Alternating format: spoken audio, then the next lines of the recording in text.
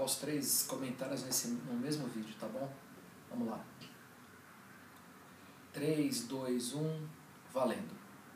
E aí, galera do A2 TV, nós vamos falar agora sobre as notícias que agitaram a semana no Brasil e no mundo. Notícias que você precisa ficar ligado aí para não ficar viajando na maionese, né? Eu quero começar o quadro Informação de hoje falando uma notícia triste. A morte do astronauta Neil Armstrong, que foi o primeiro homem a pisar na Lua, o homem autor da famosa frase "um pequeno passo para o homem, um grande passo para a humanidade". Ele faleceu aos 82 anos nos Estados Unidos. Ele já vinha com problemas aí cardiovasculares, estava internado desde o dia 7 de agosto e faleceu aí aos 82 anos, deixando, claro, uma grande tristeza. Foi homenageado pelo próprio presidente Barack Obama e também pela NASA, enfim, recebeu uma série de homenagens, e a gente queria aí registrar então a morte do primeiro homem a pisar na Lua, curiosamente também na semana em que uma operação da NASA começou a capturar imagens inéditas aí de Marte.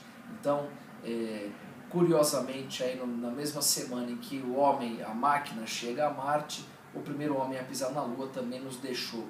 Então, fica aí o nosso registro. Bom, o segundo comentário de hoje é uma notícia também que está agitando o cenário político brasileiro. Saíram os primeiros condenados, as primeiras sentenças do caso Mensalão. Esse caso que nós falamos algumas semanas atrás está sendo julgado no STF, que é a instituição máxima da justiça brasileira, e os primeiros nomes começaram já a serem anunciados como condenados. Nessa leva, os destaques ficam por conta do publicitário Marcos Valério, acusado aí de ser um dos principais chefes do que a imprensa chamou de Valério-duto, e especialmente o deputado João Paulo Cunha, deputado do PT, que teve aí a sua condenação proposta, inclusive com aí uma recomendação de um dos ministros de a prisão de 6 anos e meio no regime semiaberto.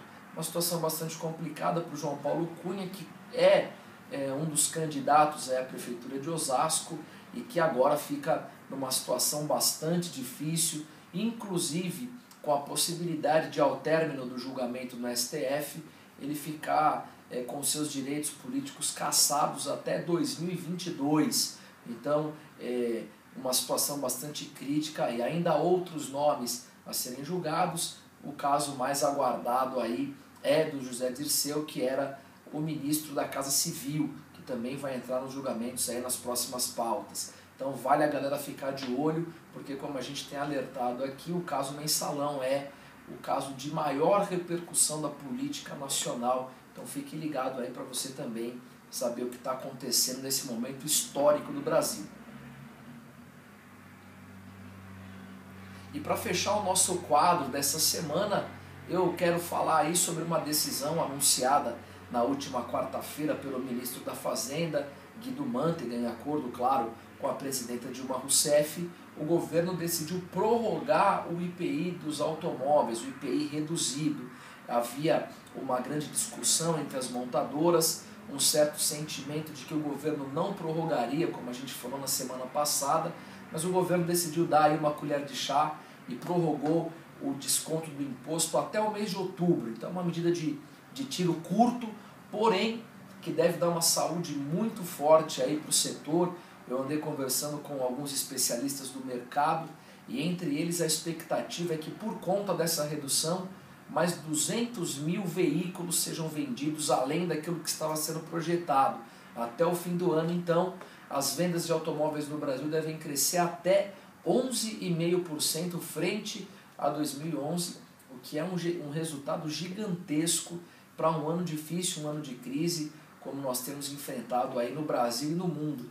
Então, o governo deu aí mais uma acelerada no setor automobilístico, o que foi muito bem visto aí pelos economistas. Além dos automóveis, o governo também manteve o imposto reduzido para linha branca, né, geladeira, fogão, essas coisas, e também para materiais de construção. Linha branca até o fim do ano, material de construção até março do ano que vem.